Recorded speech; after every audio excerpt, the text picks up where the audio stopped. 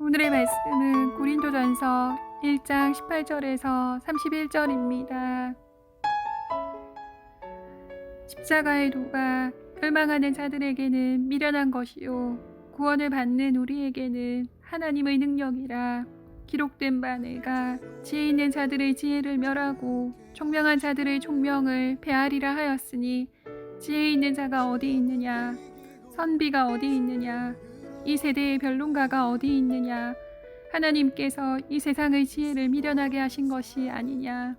하나님의 지혜에 있어서는 이 세상이 자기 지혜로 하나님을 알지 못하므로 하나님께서 전도의 미련한 것으로 믿는 자들을 구원하시기를 기뻐하셨도다. 유대인은 표적을 구하고 헬라인은 지혜를 찾으나 우리는 십자가에 못 박힌 그리스도를 전하니 유대인에게는 거리끼는 것이요 이방인에게는 미련한 것이로되 오직 부르심을 받은 자들에게는 유대인이나 헬라인이나 그리스도는 하나님의 능력이요 하나님의 지혜니라. 하나님의 어리석음이 사람보다 지혜롭고 하나님의 약하심이 사람보다 강하니라. 형제들아 너희를 부르심을 보라. 육체를 따라 지혜로운 자가 많지 아니하며 능한 자가 많지 아니하며 문벌 좋은 자가 많지 아니하도다. 그러나 하나님께서 세상의 미련한 것들을 택하사 지혜 있는 자들을 부끄럽게 하려 하시고 세상의 약한 것들을 택하사 강한 것들을 부끄럽게 하려 하시며 하나님께서 세상의 전한 것들과 멸시받는 것들과 없는 것들을 택하사 있는 것들을 배하려 하시나니 이는 아무 육체도 하나님 앞에서 자랑하지 못하게 하려 하심이라. 너희는 하나님으로부터 나서 그리스도 예수 안에 있고 예수는 하나님으로부터 나와서 우리에게 지혜와 의로움과 거룩함과 구원함이 되셨으니 기록된 바 사랑하는 자는 주 안에서 자랑하라 함과 같게 하려 함이라. 안녕하세요. 좋은 아침입니다. 오늘 본당에서 또 촬영을 했습니다. 저와 제 딸은 아마추어 바이올리니스트입니다. 저희가 잘 연주를 못합니다. 그런데 우리 찬송가도 겨우 할 정도로 실력이 없습니다. 하지만 여러분들을 위해서 곡을 하나 연주해드리길 원합니다. 들어보시고 무슨 곡인지 맞춰보세요.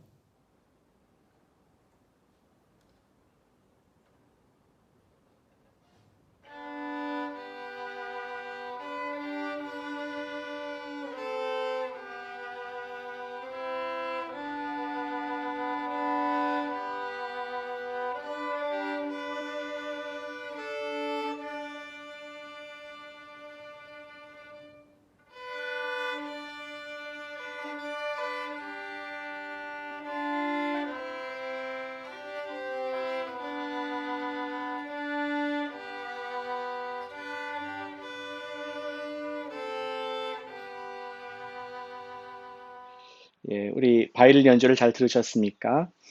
너무나 부끄럽습니다. 아마 샌프란시스코 시립 교향악단의 주자가 저와 제 딸이 연주하는 걸 들었다면은 깽깽이 소리 같다.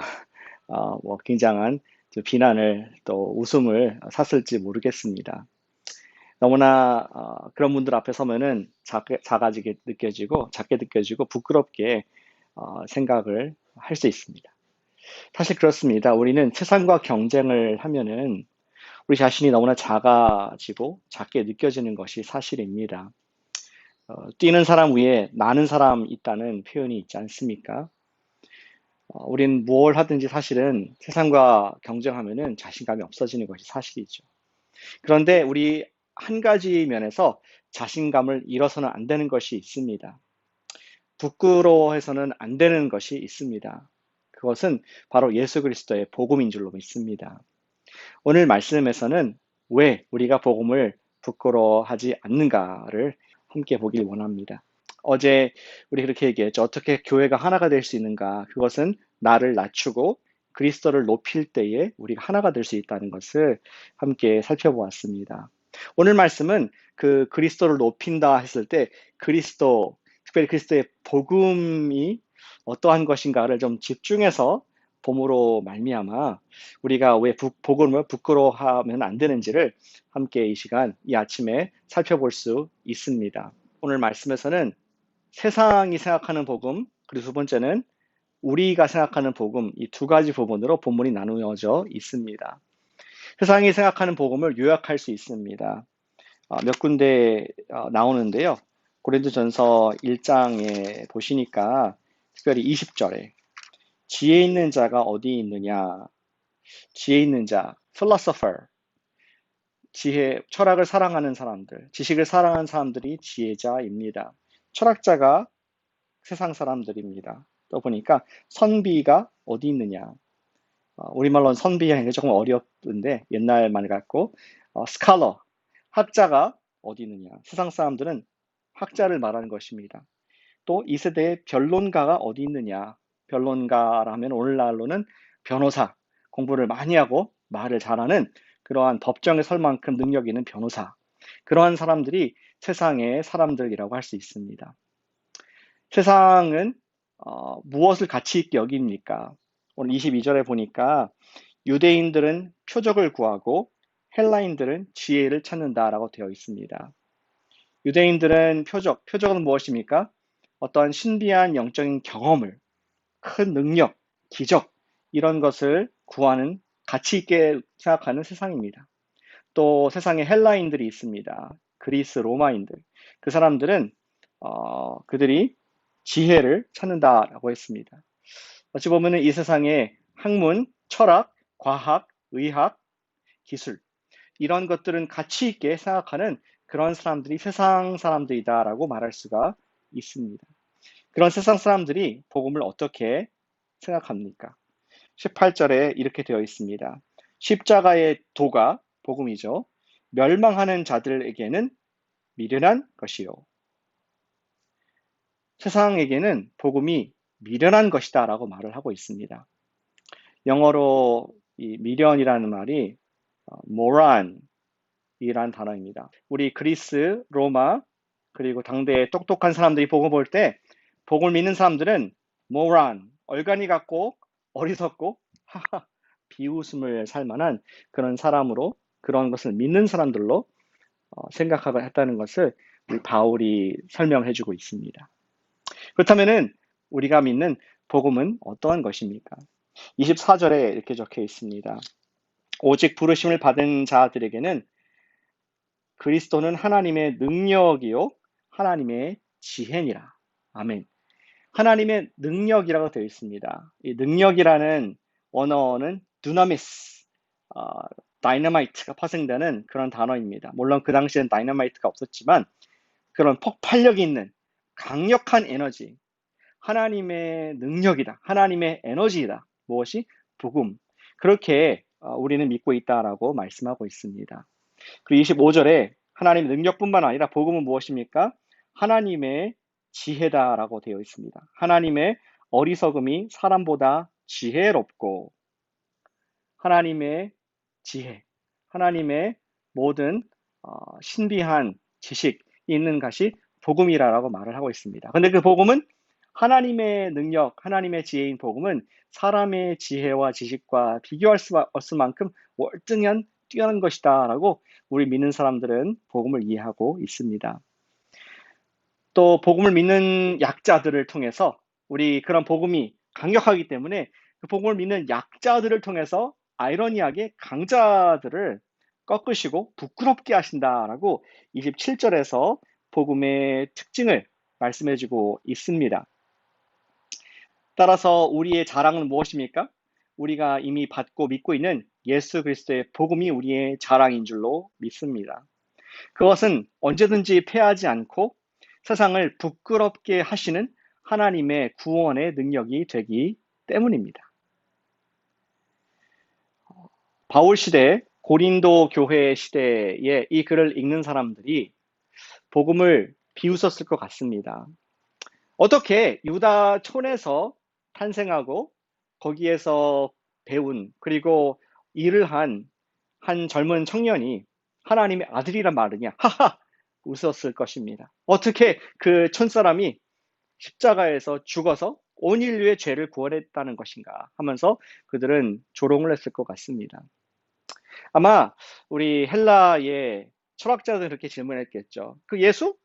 어느 학파, 어느 학교 나왔는데 또 그 당시에 변론가들 많았을 것입니다.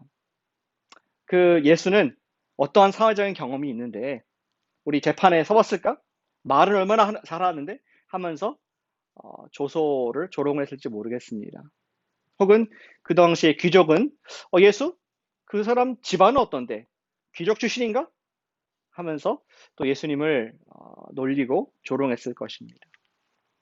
로마의 위정자들도 조롱했을 것 같습니다. 로마의 제국 황제보다 크냐? 그 예수가. 하하.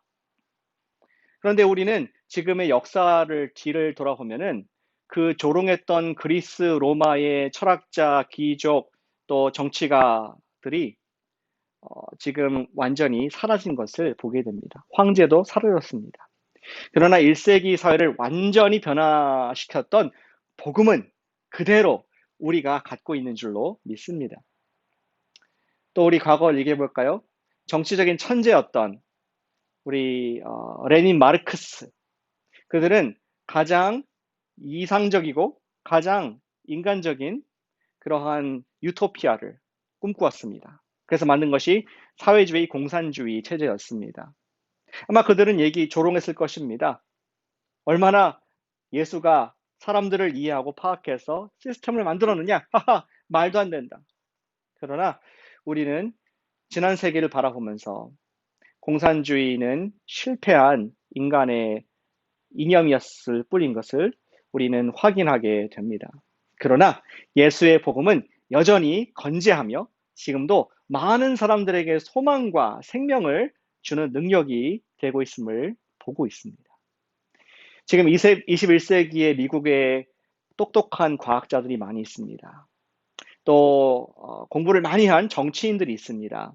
그리고 아주 비상한 두뇌를 갖고 있는 경제인들이 있습니다. 그들은 여전히 예수님을 비웃고 있습니다. 연약한 사람들의 마음을 주는 사상이나 신념 정도로 예수 종교를 생각하고 있습니다. 그러나 어쩌면은 지금부터 오랜 시간이 지난 후에 지금 제가 언급한 그 사람들도 지나갈 것입니다. 왜냐하면 그보다 더 나은, 그들보다 더 뛰어난 이론과 제도와 시스템을 가진 또 다른 사람이 뒤엎을 것이기 때문이죠. 그러나 예수님의 복음은 건재하며 죽음에서 생명으로 영혼을 구원하는 그런 하나님의 능력이 여전할 것을 우리는 믿습니다. 복음은 왜 자랑할 것이 됩니까? 복음을 자랑할 이유는 그것이 영생을 주시는 하나님의 구원의 능력이 됨을 우리가 믿습니다. 따라 사랑하는 여러분, 우리가 자랑할 것은 복음밖에 없는 줄로 믿으시기를 축복합니다. 특별히 오늘도 복음의 진보를 위해서 내가 맡은 일들을 감당하길 원합니다. 비록 여러분들이 맡은 일이 세상에서 볼 때는 작은 일이고 남들 앞에, 프로페셔널 앞에서는 정말 아무것도 아닌 것 같아도 내가 하는 사명이 예수님의 복음을 위해서 내가 드려질 때 그것은 단순히 인간의 어떤 업무가 아니라 하나님의 나라의 구원의 능력이 될 줄로 저는 믿습니다. 여러분도 믿으시기를 바랍니다. 따라서 우리는 복음을 위해 산다면은 자신 있게 자랑스럽게 일을 할 수가 있습니다. 오늘 맡은 일이 주님의 복음의 진보가 되도록 기도하십시다. 그러면 그것이 세상의 일, 세상을 위한 일이 아니라 주님을 위한 일이 될 수가 있습니다. 나의 사명을 통해서 주님이 드러나시기를 바랄 때 우리는 우리가 하는 일에 대한 큰 자부심과 자신감을 가질 수 있습니다. 아까 저와 제 딸이 아주 부족한 바이올린 실력으로 감히 더 실력이 뛰어난 여러분들 앞에서 연주를 했습니다. 근데 부끄럽지 않습니다. 사실은. 왜냐고요? 아까 했던 그 곡의 이름이 Amazing Grace. 나 같은 죄인을 구원하신 놀라운 복음을 담고 있기 때문에 나를 드러낸 것이 아니라 복음이 울려 퍼지기 원하는 마음으로 들었기 때문에 저희는 자신 있게 복음을 부끄러워하지 않고 또 연주할 수 있었음을 고백합니다. 사랑하는 여러분, 여러분들의 오늘 악기는 무엇입니까? 주님께서 여러분 손에 들려준 악기가 무엇입니까? 여러분들 복음을 부끄러워하지 말고 내게 맡겨준 악기를 예수님을 위해서 멋지게 연주하여 생명을 살리는 구원의 도구가 되시기를 예수님의 이름으로 기도하고 축복합니다.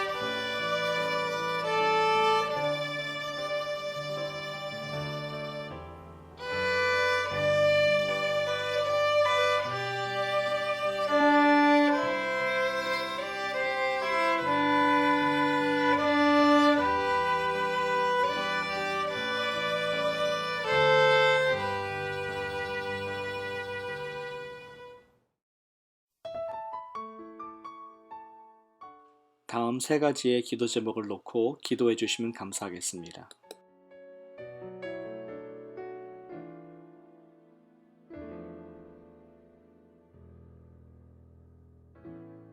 나를 죄로부터 자유케 하셨네. 시험을 이기고 승리를 얻었네. 갚을 수 없는 사랑으로 나를 채우시네. 할렐루야. 주 보혈 능력이 있도다. 주의 보혈 능력이 있도다. 주의 피 믿으오. 주의 보혈 그 어린 양의 매우 귀중한 피로다.